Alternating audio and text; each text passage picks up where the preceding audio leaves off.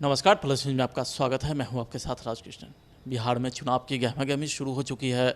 सभी पार्टियां अपने अपने स्तर से चुनाव प्रचार में भी लग चुकी है। आपको बता दें कि कोरोना महामारी को लेकर के वैसे तो चुनाव अक्टूबर में होने वाली थी, लेकिन कोरोना महामारी के कारण देश की जो अर्थव्यवस्था थी वो काफ़ी चौपट हो गई थी, जिस वजह से इसमें अब लेट हो चुका है ये चुनाव में। लेकिन अगर हम बात करें तो अब कोरोना महामारी में चूँकि लॉकडाउन ख़त्म हो चुका है, अनलॉक शुरू हो चुका है। अनलॉक पार्ट 1 के तहत सभी चीज़ों में अब छूट भी दिया जा चुका है, जिसके तहत अब सभी पार्टियां अपने अपने चुनाव प्रचार में लग चुके हैं। बीजेपी ने लगातार बिहार में वर्चुअल रैली किया, उसके बाद बंगाल में जनसंवाद रैली से इसकी शुरुआत भी कर चुके हैं। इस वक्त हमारे साथ बीजेपी के प्रवक्ता हैं अखिलेश कुमार सिंह हैं। इनसे हम चलिए बात करते हैं और जानते हैं कि चुनाव को लेकर के क्या कुछ तैयारियाँ चल रही है।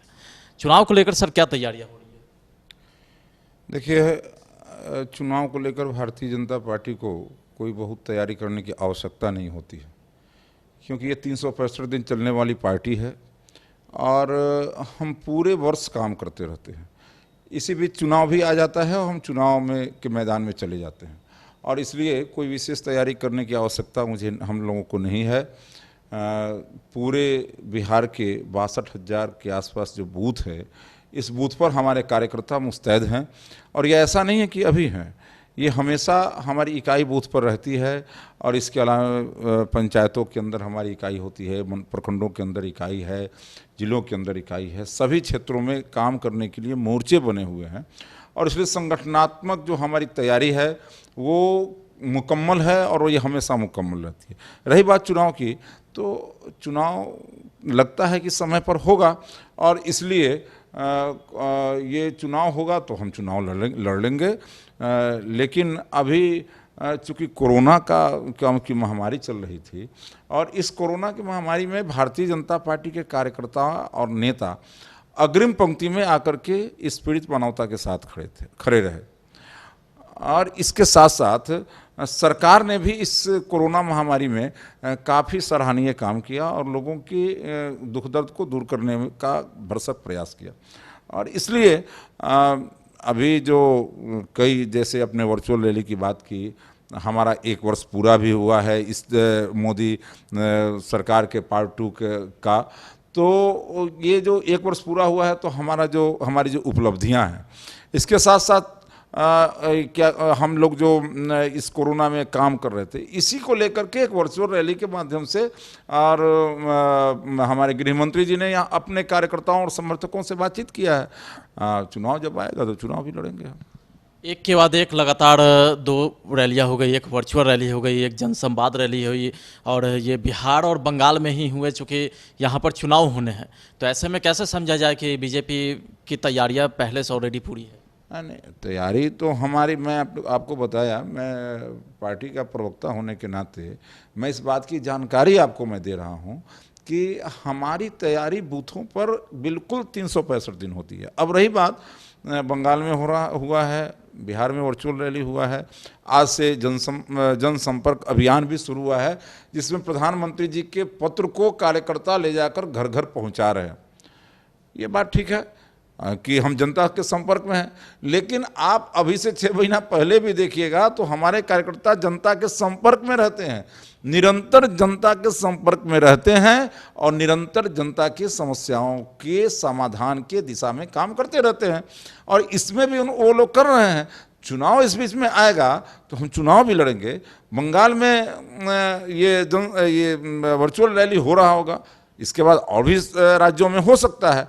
लेकिन मैं एक बात आपको ये बताना चाहता हूं कि इस कोरोना के महामारी में जो हमारे अग्रिम पंक्ति में खड़ा हुए भारतीय जनता पार्टी के कार्यकर्ता हैं, जिनको आप कोरोना योद्धा कह सकते हैं, ये लोग आगे बढ़ करके काम किए, और इनके प्रयासों से, अपने समर्थकों से हमारे नेता बात किए हैं, और ये सिलसिला आगे भी चलता रहेगा। वैसे चुनाव की दृष्टि से अगर ये कोरोना काल है, तो इस कोरोना काल में इस बार चुनाव के प्रचार की शैली भी बदलेगी, और इस बदली हुई शैली में डिजिटल जो माध्यम है इसका बहुत बड़ा रोल होगा।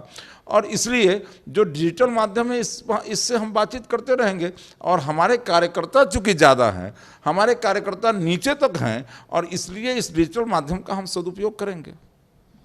अगर हम बात करें आपके अनुसार कि बीजेपी काफ़ी काम कर रही है, काफ़ी अच्छा रिस्पांस भी मिल रहा है, और कोरोना महामारी में ये बात सभी लोगों ने एक्सेप्ट की कि प्रधानमंत्री नरेंद्र मोदी ने बहुत अच्छा काम किया, सही समय पर लॉकडाउन भी उन्होंने लगाया, फिर बिहार में बीजेपी की पार्टी जो होती है वो गठबंधन में चुनाव क्यों लड़ती है? देखिए, गठबंधन करना इसका मतलब ये नहीं है कि हम क्या कहते हैं कि हम काम करते हैं इसलिए बिल्कुल गठबंधन हम छोड़ देंगे। गठबंधन करना हमारे बड़े नेताओं ने उसको सोच समझ करके बिहार के संदर्भ में आवश्यक समझा है, ताकि विपक्ष को इसका कोई बड़ा लाभ न मिल सके, इसलिए हम गठबंधन करते हैं। अगर हम गठबंधन न करें और इसका लाभ किसी ऐसे विपक्ष को मिल जाए जो लोग बिहार का सत्यानाश करने पर तुले हुए हैं, बिहार के गरीब के हक हुकूक को लूटने का काम किए हैं, जिन लोगों ने बिहार के अंदर अपराध का शासन चलाया है, और वैसे लोगों को अगर इसका अवसर मिल जाए, उसको उसका लाभ मिल जाए, तो ये कहीं से उचित नहीं होगा। और इसलिए हमारे नेता गठबंधन करके और इसके बाद बिहार में एक ऐसी सरकार जो जनता के प्रति जवाबदेह हो, जो कानून का राज चला सके, जो जनता के दुख दर्द को दूर कर सके, जो सरकारी जो योजनाएं हैं वो योजनाएं सही ढंग से जमीन पर उतर सके, इसके लिए जवाबदेह सरकार बनाने के लिए गठबंधन आवश्यक है, इसलिए हम गठबंधन करते हैं।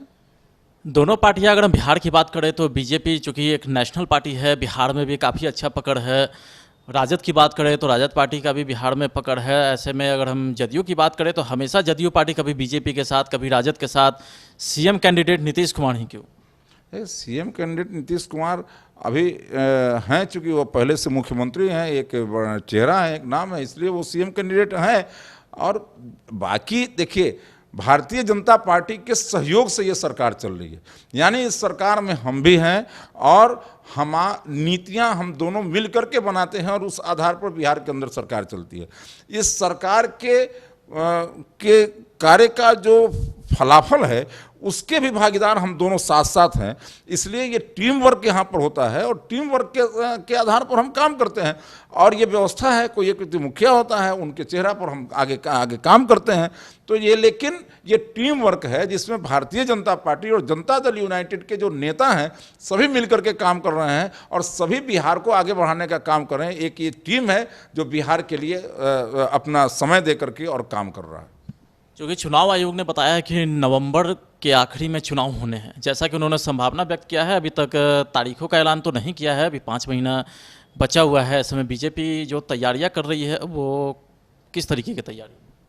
देखिए, भारतीय जनता पार्टी अभी बिहार के 243 सीट पर अपनी तैयारी कर रही है, और इसलिए कर रही है कि सिंबल चाहे जो भी हो वो, लेकिन एनडीए का एक कैंडिडेट वहाँ चुनाव लड़ेगा, और जो कैंडिडेट चुनाव लड़ेगा वो किसी भी सिंबल से चुनाव लड़ेगा, उसको भारतीय जनता पार्टी अपनी पूरी शक्ति और क्षमता के साथ मदद करेगा, और भारतीय जनता पार्टी उसको विजयी बनाने के लिए काम करेगा। और इसलिए जिस प्रकार से हमारा ये मतलब कि आप देख रहे हैं, जिस प्रकार से हमारा संगठन, क्योंकि एक बात आप समझ लीजिए, भारतीय जनता पार्टी एक ऐसी पार्टी है जिसके काम का आधार उसका संगठन है।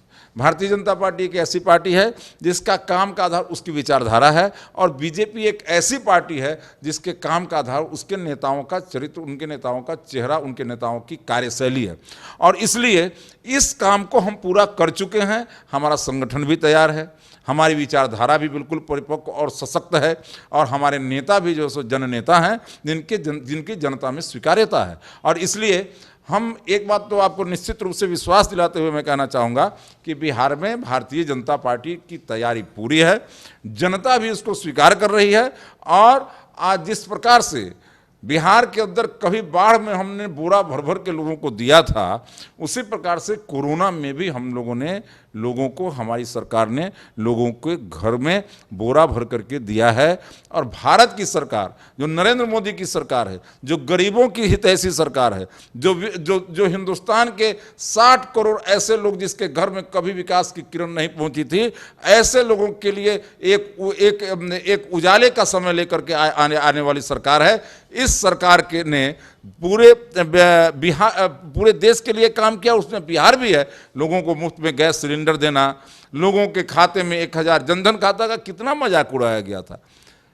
कभी कांग्रेस के एक बड़े नेता कहा करते थे 1 रुपया चलता है 10 पैसा पहुंचता है, लेकिन डायरेक्ट बेनिफिट जो डीबीटी के माध्यम से ट्रांसफर के, डायरेक्ट बेनिफिट ट्रांसफर के माध्यम से लोगों के खाते में 1000 का 1000 रुपया पहुंचा है, 999 नहीं पहुंचा। लोगों के खाते में गैस का तीन सिलेंडर का दाम, गैस का दाम पहुंच रहा है। किसानों के खाते में 2000 रुपया पहुंचा है, महिलाओं के खाते में 500 रुपया पहुंचा है। पूरा का पूरा ये सरकार इस लॉकडाउन में जो पीड़ित मानवता थी, उस पीड़ित मानवता के साथ खड़ी रही है और उनके दुख दर्द को दूर करने का काम किया है। और मैं आज दावे के साथ कहना चाहता हूं, इस कोरोना काल में जिस प्रकार की राजनीति दिल्ली की प्रदेश सरकार और महाराष्ट्र की प्रदेश सरकार ने किया है, और उनके पापों का परिणाम हुआ कि बिहार के मजदूरों को ये कष्ट झेलना पड़ा है। कभी भगवान भी नहीं माफ करेगा, ना ये बिहार की जनता उनको माफ करने वाली है। जिन लोगों ने बिहार के मजदूरों के साथ, जिनके श्रम साधना के आधार पर उनके जो है सो बिल्डिंग चमक रहा है, और उनके साथ जो इन लोगों ने नाइंसाफी की है, बिहार की जनता कभी उनको माफ नहीं करेगी। इस मामले पर तो केंद्र की जो सरकार है उनको भी काफ़ी कठोरता के साथ उनको सवाल जवाब करना चाहिए था उस स्टेट के सीएम के साथ। देखिए, संघीय व्यवस्था है और इस संघीय व्यवस्था में राज्यों का अपना अधिकार होता है। केंद्र सरकार योजनाएं बनाती है, पैसे देती है। बिहार सरकार को भी पैसा दिया गया है। जो 11,000 करोड़ रुपया जो निकाला गया जगह जगह क्वारंटाइन सेंटर खोलने के लिए, उसमें बिहार सरकार को भी पैसा मिला। हमने पैसा का सदुपयोग किया है श्रीमान। और जब पैसा का सदुपयोग किया तो जाकर देखिए क्वारंटाइन सेंटर पर लोगों को लुंगी, गंजी, उनको मच्छरदानी, उनको भोजन की व्यवस्था, सारी व्यवस्था की गई है। लेकिन जब राज्यों को केंद्र सरकार पैसा देती है, उसकी अपेक्षा होती है कि वहाँ के लोगों की वो व्यवस्था करे। लेकिन जिस प्रकार से लोग ये महाराष्ट्र और दिल्ली की सरकार, प्रदेश सरकार ने जिस प्रकार से इसमें रोल किया है, निश्चित रूप से इन लोगों ने राजनीति जरूर किया है, लेकिन मानवता के साथ जिन लोगों ने ये इतना बड़ा जो है सो खेल खेला है, पीड़ित मानवता के साथ जिन लोगों ने इतना बड़ा नुकसान, पीड़ित मानवता को नुकसान पहुंचाया है, इन लोगों को भगवान भी माफ नहीं करेगा और बिहार की जनता भी कभी नहीं माफ करेगी। चुनाव की बात करें तो हमेशा विकास के मुद्दे पर चुनाव लड़ा जाता है, लेकिन अगर हम यहाँ बात करें तो प्रवासी मजदूर के साथ जो समस्या है, चूँकि कल कारखाने यहाँ है नहीं, पिछले साल आपको याद होगा कि पूरा पटना जिस तरीके से डूबी थी, और इस बार भी अब बरसात का सीजन है, तैयारियाँ कुछ नहीं है। देखिए, पटना में जो पिछले बार पटना डूबा था, आज के अखबार को आप ठीक से देखिए, इसकी पूरी तैयारी हो रही है।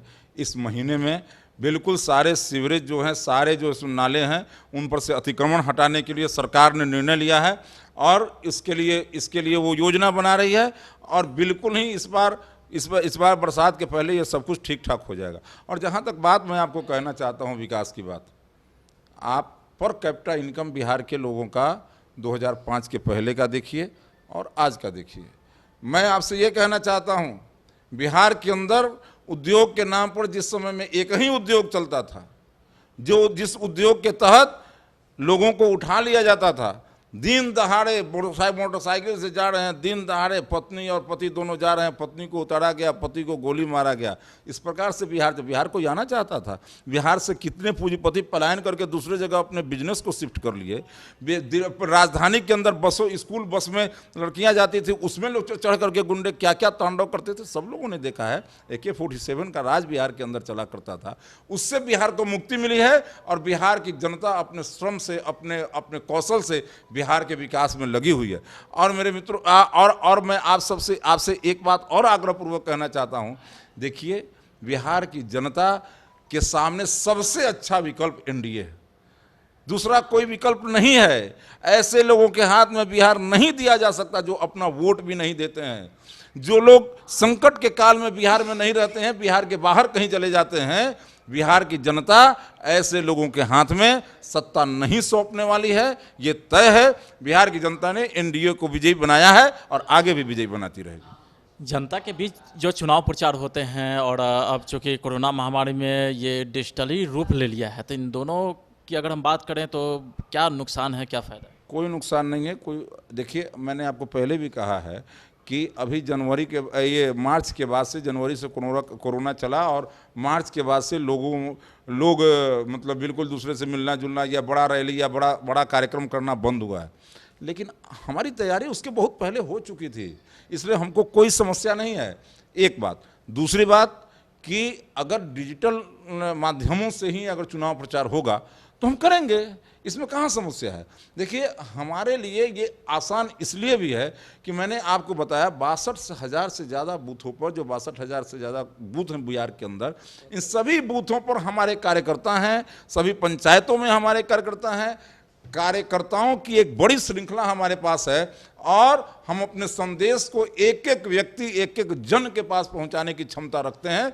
हमारे संगठन की ये ताकत है, इसलिए बिल्कुल ही हम वहां तक पहुंच जाएंगे और कोई इसमें दिक्कत की बात नहीं है, कोई चिंता की बात नहीं है। जनता ने जो मन बनाया है वो पहले ही मन बना लिया है, लेकिन इस चुनाव प्रचार में भी अगर डिजिटल माध्यम की आवश्यकता है तो हम बिल्कुल एक एक कार्यकर्ता इस फिजिकल डिस्टेंसिंग का पालन करते हुए एक एक व्यक्ति के पास पहुंच जाएगा। अगर रैली नहीं भी हुई कोई दिक्कत नहीं है, अगर बड़ा कार्यक्रम नहीं भी हुआ तो भी कोई दिक्कत नहीं। गठबंधन वर्सेज महागठबंधन के बीच टक्कर है, तो महागठबंधन की अगर हम बात करें तो उसमें कुछ ठीक ठाक नहीं चल रही। देखिए, महागठबंधन के विषय में बहुत कुछ मैं नहीं कहना चाहूँगा, लेकिन इतना जरूर कहना चाहूँगा कि महागठबंधन तो ये बेमेल गठबंधन है, स्वार्थ का गठबंधन है। स्वार्थ के आधार पर कुछ लोग एक साथ जुड़े हुए हैं और ये कैसा गठबंधन है। ये लोग नेता किसको माने हुए हैं, इतने बड़े बड़े नेता हैं।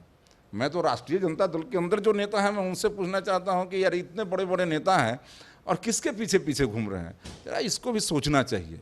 और इसलिए इस गठबंधन का क्या विश्वसनीयता है, इनकी कोई बहुत विश्वसनीयता नहीं है। ये लोग स्वार्थ के आधार पर किसी कारण से जुड़े हुए हैं, लेकिन ये बहुत दूर कब तक चलेंगे इसका कोई ठीक नहीं है।